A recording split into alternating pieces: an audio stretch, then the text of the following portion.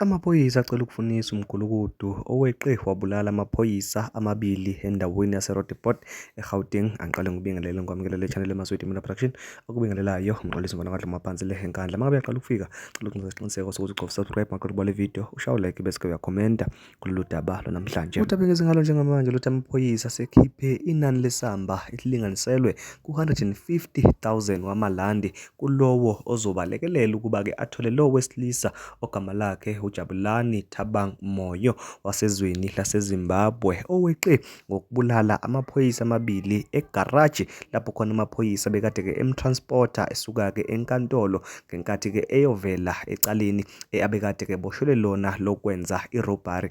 Amaphoyisa ke thema ngabe ke emtransporter beke sedlula egaraji ethi ke athola okukwehlisa ukoma okuyidrink noke lapho khona abeke sebona khona ithuba lokweqa wabeke esebulala lamaphoyisa amabili. Amaphoyisa ke asekhiphekele imali athi ke mangabe kukhona nomkhondo bayacela ukuthi ke alekelele, kodwa mangabe mbona engawenzi umnyakazo kuphela nje azise amaphoyisa wona ke azobeke sethatha izintambo kulo wenzeke ihluku esingaka kulamaphoyisa. Njengamanje ngicela ukuthi ke uyizwele owitness noma ke oyibonele ukuthi ke kwenzeke kanjani. Mangabe usuqedile wenza isiqiniseko ukuthi uyalike futhi subscribe sidibana na ku video landelayo. I saw a private car coming here and there was a guy who pulled two guys out of the car and he started shooting. He shot another one was lying down here bleeding and his blood was flowing all over this water. There was blood flowing and the other ones